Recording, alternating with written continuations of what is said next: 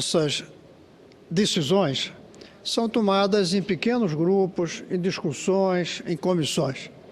Mas hoje, senador Lazier, nesses dias, talvez nos próximos, eu creio que essa casa deveria estar o mais cheia possível, debatendo entre nós aqui a situação que o Brasil atravessa. A cada minuto nós temos uma surpresa. E essa surpresa, cada uma delas, exige de nós uma tomada de posição.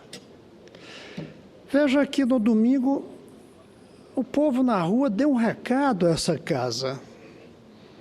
E essa casa não está tendo a competência de responder às ruas.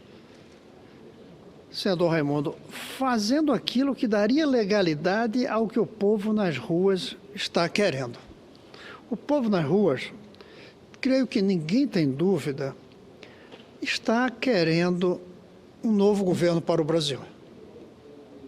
O povo está querendo. Pode-se dizer que o grupo que estava nas ruas não representa a sociedade brasileira inteira. E é verdade. A sociedade brasileira inteira são mais de 200 milhões. Alguns, por exemplo, na rua estavam 4, 5 milhões. Essa é uma percentagem que indica um movimento de massa muito grande. Tanto que nunca na história do Brasil se viu um movimento igual. E nós já tivemos razões muito fortes para ir às ruas, como foi no caso das diretas. E que não chegou a esse tamanho, senador Luiz. Então o povo deu um recado. Acontece que o povo não faz as leis. O povo diz o que quer ver feito nas leis. Quem faz as leis somos nós. E nós estamos demorando muito para casar a legitimidade que vem do grito do povo nas ruas com a legalidade que vai no Diário Oficial com base no que nós decidimos aqui. O povo vai esgotar na sua paciência.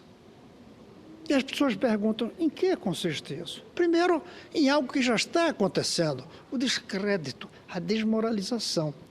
Isso tem um preço. Nós estamos pagando esse preço. É o deboche com a política. É a juventude se afastando da atividade política. O que a gente faz é motivo de riso, muitas vezes. O deboche, o descrédito, é um preço alto. Obviamente é menor do que já aconteceu em outros países, do povo não apenas se manifestar, mas cercar, sentar, ficar, até que os parlamentares, todos fora, como já aconteceu faz muito pouco tempo na Ucrânia. Eu não acho que vai acontecer isso. E aí, ao mesmo tempo que tranquiliza, porque podemos dizer, fiquemos aqui no ar-condicionado, que o povo não vai cercar isso aqui permanentemente, nos intranquiliza como cidadãos, porque isso levará a um adiamento da decisão. E enquanto nós adiamos uma decisão que case a legitimidade do grito do povo na rua com a legalidade do Diário Oficial que nós fazemos, enquanto isso demora, a economia está parada. Os empresários estão demitindo e estão dando um passo seguinte à demissão, que é o fechamento. Porque quando o empresário demite alguns, sofre ele, sofre o desempregado, sofrem as famílias, mas a economia ali em crise funciona. Mas quando o empresário fecha, aí o sofrimento não é apenas do trabalhador, não é apenas dele. Quando ele fecha, entra em decadência o negócio, entra em decadência a economia. Um grupo de trabalhadores desempregados podem ser recontratados, mas uma empresa fechada, para reabrir, leva meses, anos, e muitas nunca mais reabrirão. E nós demorando, e nós adiando. Eu fui um aqui nessa casa, que sempre se pautou por defender o diálogo, como forma de fazer com que o grito do povo na rua casasse com a legalidade do mandato da presidente. Chega até 2018 com a presidente exercendo o cargo. Essa é a legalidade. Mas casar com a legitimidade do povo que não quer mais o governo. Mas nós estamos no presidencialismo, senadora Ana Amélia. Pois bem, eu sou um dos que tem aqui defender o diálogo. Nunca cheguei aqui para defender impeachment. Sempre disse que o impeachment tem um custo alto do ponto de vista pedagógico, porque a sociedade passa a achar, vota em qualquer um para presidente, porque se não prestar a gente tira. Gera uma irresponsabilidade, inclusive. Sempre fui dos que defendeu o diálogo. Senador Cristóvão Buarque, quando for oportuno para Vossa Excelência, gostaria de uma parte. Para a senadora Ana Amélia e para o senhor. Sempre fui dos que defendem o diálogo. Fui mais longe. Fui a presidente Dilma, apesar de todas as críticas que eu sempre fiz ao governo, junto com o senador Lazier, com a senadora Lídice, com o senador Randolph, com o senador Capiberibe, com o senador Assir, que abriu esse contato. Fomos lá. Levamos uma carta, dissemos que o ideal é que a legalidade casasse com a legitimidade através da continuação dela na presidência, legalidade, com um governo novo, seria a legitimidade. Um governo que ela aqui viesse e dissesse, eu tenho mais 3 anos, eu quero dialogar para concluir e quero um governo que represente a nação e não o meu partido. Aliás, o primeiro item seria ela vir aqui dizer que não era do PT mais, que ela era do Partido do Brasil, senadores. Hoje, eu não acredito mais na possibilidade desse diálogo como canal para casar legalidade com legitimidade. Não acredito mais. Não vou aqui dizer ainda, votarei pelo impeachment, até porque, como senador vai cair aqui, eu prefiro me guardar para o momento. Agora, eu digo aqui, está na hora de abrirmos o processo de impeachment. Não dá para adiar mais a abertura. Não dá mais para adiar. Cada semana que se adia a abertura desse processo é uma semana mais de angústia, de sofrimento, de descrédito, de desorganização social e política no país. Vamos abrir. E que aqui venham todos que são a favor e são contra, que aqui analisemos os argumentos que mostrem um crime para poder justificar o impeachment, não é só por causa da incompetência, com os que defendem que não houve crime. Evidências, indicações, suspeitas existem. Eu até admito os que dizem que não houve crime, mas tem que reconhecer que há suspeitas, como presidente do Conselho da Petrobras, como ministro da Minas e Energia, como presidente da República, como chefe da Casa Civil. Ela estava tão perto de tudo que hoje se caracteriza como crime, que é perfeitamente possível, que é até obrigatório que nós tenhamos suspeitas. E quando há suspeitas, o que é que se faz? Se julga. Está na hora do Congresso, inicialmente na Câmara de Deputados, depois aqui, se passar lá, obviamente, façamos a abertura do processo de impeachment, senador Regoff. E que cada um de nós vote com a consciência dos argumentos que vai escutar. Houve crime? Não houve crime. Dizer que é golpe abrir é uma manipulação verbal de uma linguagem que está surgindo que chama-se PTs, que fala o que acha e não fala o que é, que não consegue entender o que a gente diz, senadora. A gente fala em português, eles ouvem PTs. É interessante que eu mando minhas mensagens, as críticas que eu recebo é como se não tivessem lido ou entendido, porque como se fosse um idioma estrangeiro. Vamos debater aqui com o PTs, com o português, com a lógica e com a crença. Os que têm fé e os que têm argumentos. Vamos debater. Mas não dá para o povo que vai às ruas continuar esperando por mais muito tempo a abertura do processo de impeachment. Abramos e vamos debater. Não deixemos o povo nessa angústia que está vivendo hoje, ao sentir que o desejo, a legitimidade que eles têm, não casa com a legalidade que nós fazemos. Nós precisamos dar uma legalidade. Pode até ser que a nossa legalidade se choque.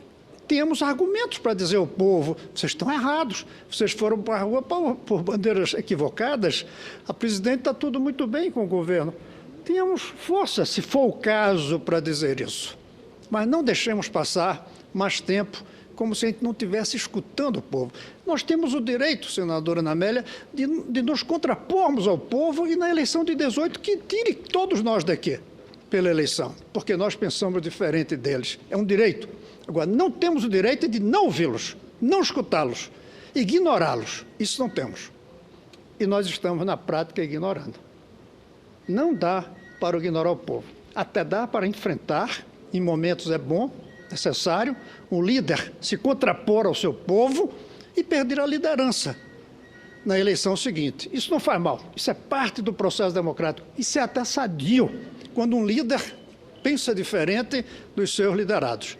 Agora, não pensar, não argumentar, não ouvir, ignorar, nós aqui não temos o direito, mas nós estamos ignorando a voz do povo, senador Medeiros. E eu vim aqui pedir, não demoremos mais, façamos a abertura do processo de impeachment e que a presidente se defenda, que os opositores argumentem contra ela e que tomemos a decisão com a seriedade que o povo espera e tem o direito de querer de nós.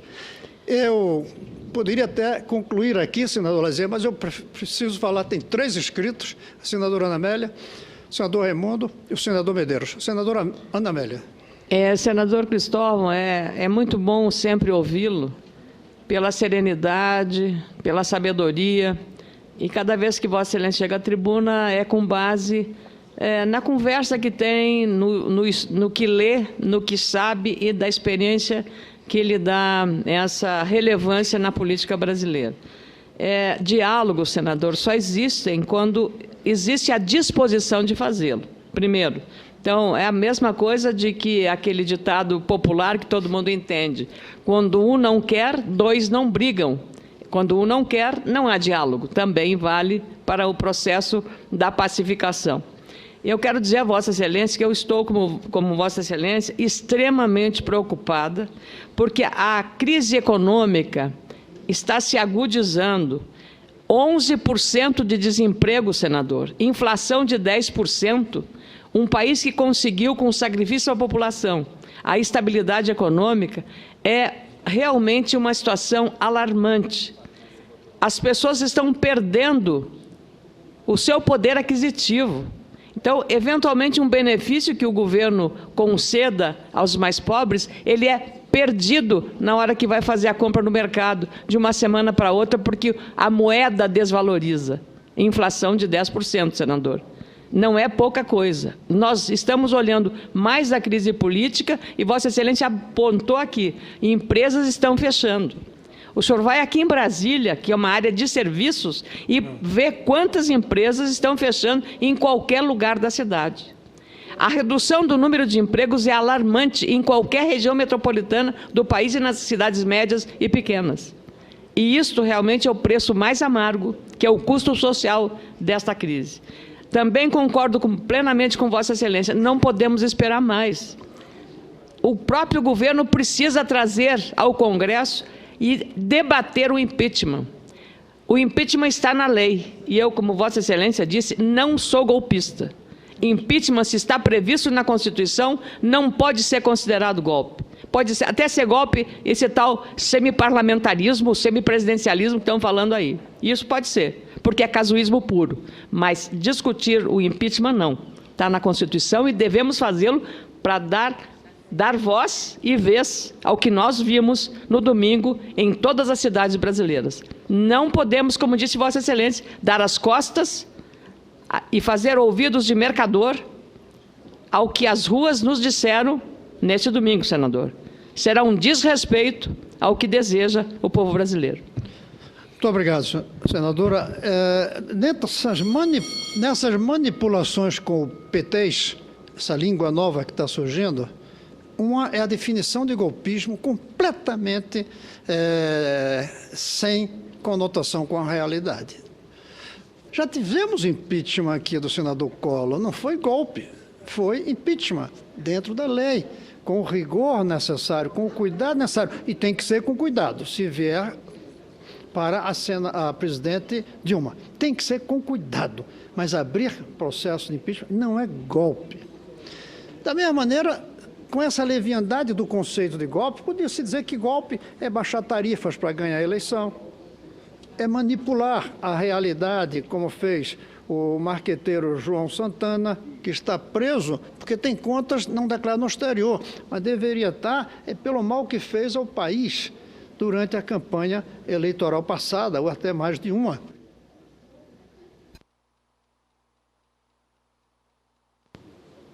Temos que trazer a verdade para o conceito de golpismo. Defender que se julgue o impeachment não tem nada de golpe. Golpe é fazer o impeachment sem ter razões previstas no artigo correspondente da Constituição. Senador Raimundo. Senador Raimundo, com muito prazer, passo a palavra.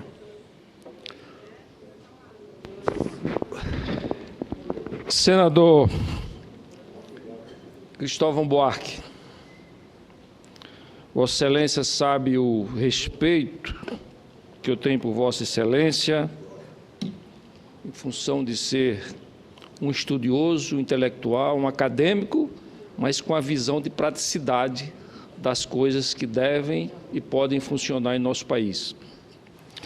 Vossa Excelência falou que as empresas brasileiras estão fechando. É uma verdade. É só olhar o índice de desemprego que está sendo publicado quase que diariamente pelos noticiários de televisão. Desde criança eu vi minha mãe orientar os filhos pequenos no sentido de que eles não ficassem muito magros, muito raquíticos, né? Porque quando tinham uma doença, uma febre, a criança perde o peso, ou seja, perde gordura com muita rapidez, que a criança ainda não tem músculos. A mesma coisa a minha esposa fez com os nossos filhos e hoje orienta os nossos netos no sentido deles ficar não obesos, não gordos, mas cheinhos, para que possa resistir a uma eventual doença, uma gripe forte, enfim, que a criança tem que ter um pouco de gordura para perder. O que está acontecendo com o Brasil, essa crise econômica, possivelmente a maior da história do nosso país, mas nós temos, antes dela, uma segunda crise, que é a organização do Estado democrático brasileiro, toda a estrutura voltada para dificultar ao máximo, para onerar ao máximo as empresas brasileiras, tirando da sua condição de se capitalizarem, de terem mais lucros, que é o objetivo da iniciativa privada, e tirando, sobretudo, a possibilidade de que possamos trazer mais capital externo para investir em capital de risco no país, ou seja, na criação de empregos. Não vamos falar aqui nem da insegurança jurídica, vamos falar somente sobre o aspecto dessa questão interna. Há pouco tempo, talvez há 2 anos atrás, o Supremo Tribunal definiu que um funcionário aposentado da iniciativa privada, quando ele se aposenta e queira sair da empresa, ou a empresa não precise mais daquele funcionário aposentado, é obrigado a pagar os 50% de multa do FGTS. A lei é clara quando diz que este valor é multa pelo rompimento do contrato, quando a empresa admite o funcionário por justa causa. Então, é obrigada a pagar a multa como uma compensação pelo funcionário que está perdendo o emprego. E o Tribunal Superior do Trabalho havia definido e pacificado antes exatamente esse entendimento de que esses 50%, 40 mais 10 de multa do FGTS, era uma multa por rompimento de contrato. E, portanto, quem se aposentava terminava o seu período legal e seu tempo de trabalho e, portanto, a empresa não estava admitindo aquele funcionário. E o Supremo disse o seguinte: não, isso é uma continuidade.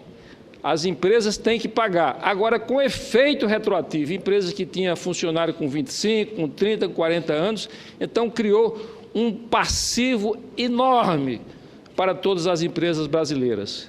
E hoje nós temos aqui no país essa dificuldade das empresas terem gordura para suportarem as crises econômicas e demitirem o funcionário com um retardo, em vez de demitir no começo da crise ou quando a crise está no meio.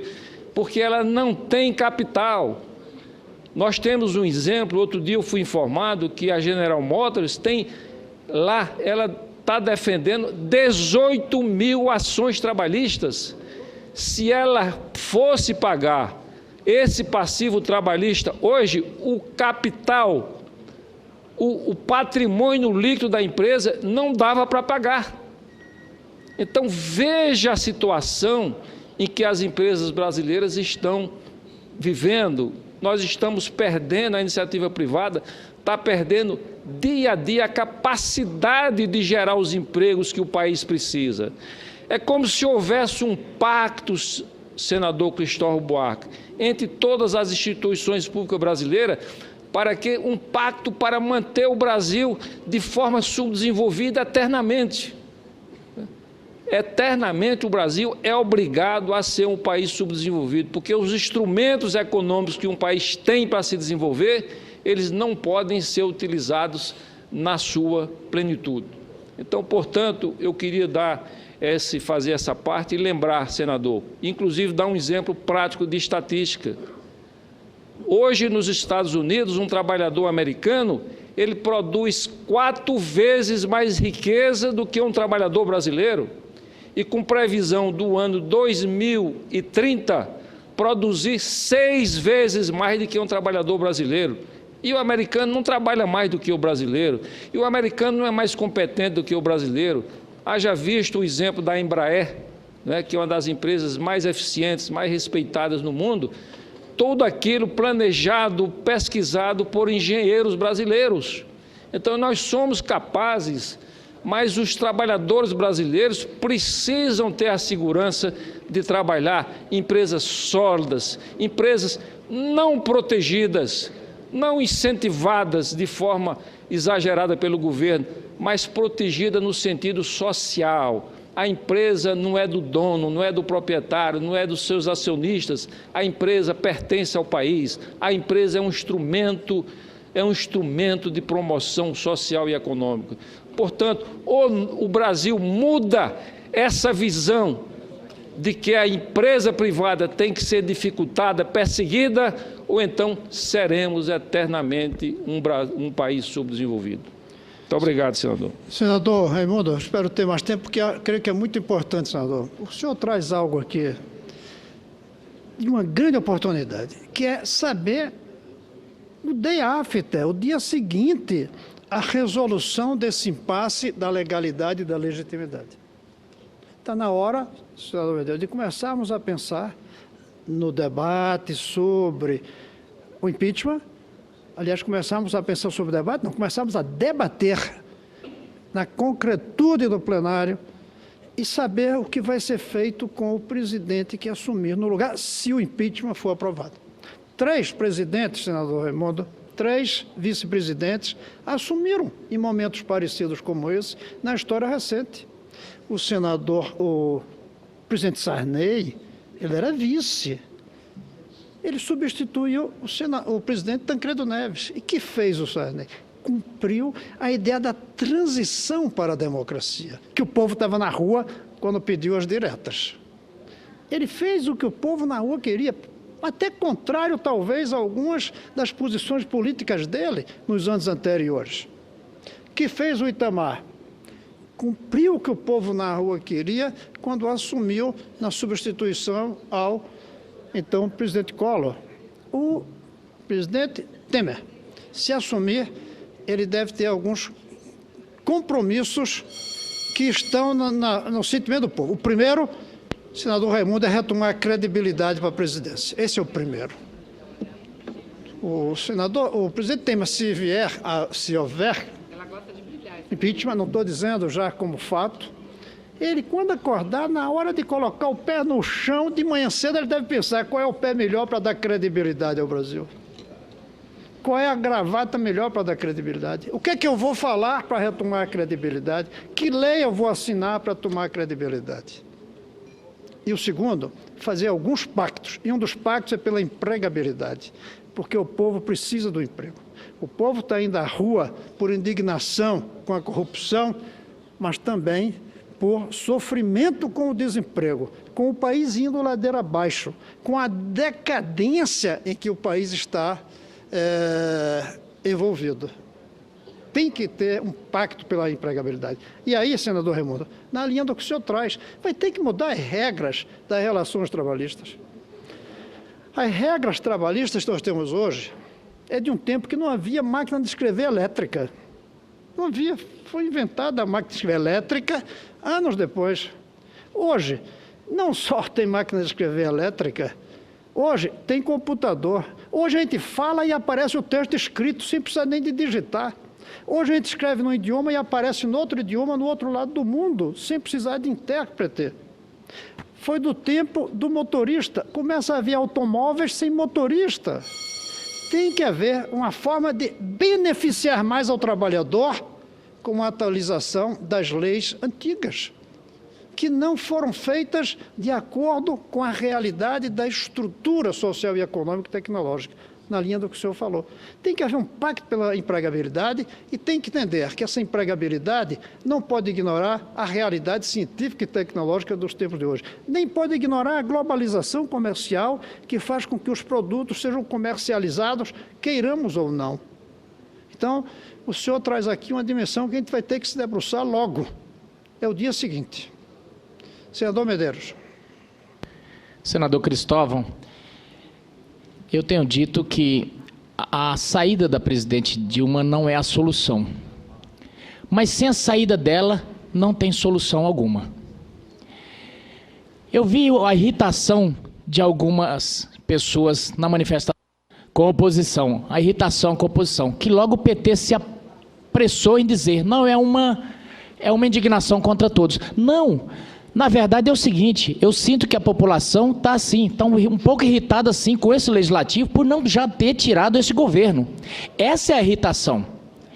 Porque é um governo que está banalizando a instituição Presidência da República. Eu nesse momento acredito que eles já estão arrependidos de ter diminuído a quantia de ministérios, porque ali está se tornando uma cidade de refúgio. Uma cidade de refugiado. Agora mesmo alguém disse, esse ministro tinha que se demitir, ou o governo demitir ele. Eu falei, não, o governo faz ao contrário. É para salvar, é para deixar ali, para não perder o fórum privilegiado. Então, nesse momento, eles estão acusando a oposição de golpismo, mas, na verdade, estão dando um autogolpe. Dando um autogolpe, criando uma nova figura de afastamento presidencial. Um afastamento sem o devido processo legal. A oposição está defendendo aqui afastamento via impeachment pelo devido processo legal com direito ao princípio do contraditório. O PT não. Está pondo o Lula lá dentro como presidente da República e a presidente vai ficar uma espécie de personagem do seriado Walking Dead. Um zumbi no Palácio do Planalto. Porque é isso que vai acontecer. Ou alguém acha que a presidente vai ter algum mando com o Lula lá dentro. E já estão dizendo, ele vai assumir o negócio. Para quê? Para fugir da cadeia. Infelizmente, é isso que nós estamos vendo. Então, nesse momento, Vossa Excelência traz, e Vossa Excelência, que é a voz da serenidade aqui nessa casa. Eu vi quantas vezes Vossa Excelência reuniu a oposição e dizer, nós precisamos de um momento de diálogo, nós precisamos de parar com a dualidade, com a dicotomia, com essa polarização, porque o país precisa andar. E eu vi Vossa Excelência ir lá no Palácio do Planalto, propor um grande pacto pelo Brasil. Foi ouvido? Não foi ouvido. Agora nós temos sido acusados de fazer discurso de ódio. Não! Quem separou esse país entre ricos e pobres, entre negros e brancos, entre sulistas e nordestinos, não foi a oposição. Esse sempre foi o discurso do PT, no afã de agradar todo mundo, fazia esse discurso contraditório. E Vossa Excelência hoje chega aqui e pela primeira vez, e isso é emblemático, pela primeira vez, e a voz maior, talvez, que representa a serenidade nessa casa, está dizendo, não, chega, basta, não dá mais. Estão brincando com o país e com a instituição chamada Presidência da República. Muito obrigado. Muito obrigado, senador Medeiros. Eu passo a palavra à senadora Vanessa. Eu agradeço, senador Cristóvão. Antes de iniciar meu breve à parte, eu gostaria de registrar aqui no plenário a presença da nossa querida deputada estadual Manuela Dávila, que está com a sua bebê Laura. Então, para a gente é uma alegria, Manuela, que foi deputada federal por 2 mandatos, companheira minha, companheira do Moca, do senador Moca, que era deputado à época, de João Moraes, que está conosco aqui. Então, é uma alegria, deputada, veio aqui também para debater conosco assuntos relativos à pauta das mulheres esse ano. Mas, senador Cristóvão, eu primeiro quero cumprimentar Vossa Excelência, não assisti, não ouvi o seu pronunciamento de hoje, porque acabamos de chegar. Mas prestei muita atenção no pronunciamento e fiz até questão de ler quando Vossa Excelência esteve na última semana falando sobre a condução coercitiva do ex-presidente Lula. Quero cumprimentá-lo pela posição equilibrada, porque nós não temos que discutir, nós temos que discutir o fato. Cabia ou não cabia, naquele momento, aquele tipo de condução coercitiva para alguém que nunca tinha se negado a depor naquele processo. Enfim, então eu cumprimento Vossa Excelência. E dizer que tenho certeza, senador Cristóvão, que o que nós precisamos agora são das vozes que buscam a unidade. Se não a unidade, a pactuação. Porque nós não podemos repetir, num momento tão delicado da nação, não podemos permitir que ocorra o que aconteceu com Getúlio Vargas, o que aconteceu em 1964, de maneira nenhuma, de maneira nenhuma. Então, quando eu ouço aqui alguém dizer, o ex-presidente Lula, se aceitar ser ministro é porque está fugindo da justiça, eu não posso ficar calada. Porque não é isso. O presidente Lula, aliás, há muito tempo já não aceitou exatamente para não fazerem esse pré-julgamento. A única coisa que lhe segurou até agora de não aceitar o ministério foi isso. Ele disse, eu sou inocente, não temo e não devo. Não é para fugir, não. E se ele aceitar, é para ajudar o governo. Aliás, eu acho que nós precisamos agora de muitos Lulas. Nós precisamos agora dos presidentes Sarney. Nós precisamos agora de muita gente que nos ajude a acalmar, que nos ajude a encontrar o rumo. E tenho certeza, senador Cristóvão, se bem lhe conheço, Vossa Excelência caminha por esse rumo. Falar em impeachment se tornou a coisa mais comum, mais banal hoje. Agora, qual a razão para o impeachment? Porque ninguém pode ser arrancado de um poder conquistado pelo voto apenas porque não tem um apoiamento popular. Não. A Constituição brasileira é clara. E é a ela que nós devemos, e para ela que nós devemos responder e justificar todas as nossas ações. Então, senador Cristóvão, Vossa Excelência tem sido uma pessoa muito equilibrada. E tenha certeza, mais do que nunca, o Brasil precisa desse seu equilíbrio, senador Cristóvão, para que possamos, no caminho da institucionalidade, da legalidade, encontrarmos a saída para o país. Obrigado, senadora Vanessa, pelo reconhecimento, mas eu quero dizer que a política se faz com as palavras e o tempo. E quando se divorciam os dois, não adianta a mais bela das palavras, ela fica como poesia, não como mensagem política. E hoje, depois de ter tentado tanto tempo, e o senador Moca é testemunha disso, o diálogo, eu confesso que hoje essa é uma palavra poética, não é mais uma palavra política, porque perdeu o tempo, perdeu o momento, já não ressoa. Eu não vou jamais julgar que o presidente Lula quer ser ministro, ou a presidente quer fazê-lo ministro para protegê-lo de prisão. Não, não vou julgar isso. Agora, eu acho que é uma inconsequência política se essa nomeação vier. É o contrário do que o povo dizia nas ruas em relação ao presidente Lula. Não vou aqui defender o que o povo defendia na rua em relação ao presidente Lula, mas também fazer o oposto é uma síntese, deputada. É uma síntese. E isso não vai cair bem. E política exige cair bem com o povo, a não ser que tenha argumento para dizer ao povo isso não é correto. Mas aí não dá para dizer ao povo que não é correto, porque o povo gostaria de ter o Lula não como ministro. Eu acho que é um equívoco. Além disso, como articulador, o presidente Lula era um ativo alguns meses atrás. Hoje não é. Hoje há pessoas aqui que não vão querer aparecer na foto, porque o tempo desgasta e eleva. Nesse momento desgastou. E tem que se entender isso. Respeitando o papel histórico, a posição histórica, os feitos históricos do passado, mas entender o potencial limitado no presente. Eu acho que seria um grande equívoco, além de que a presidenta se demitiria de fato, embora não de direito. Haveria um presidente que não seria o eleito, pelo poder, pela força que ele teria dentro do próprio governo e pela fraqueza que ele traria na relação do governo com a população e com essa casa aqui.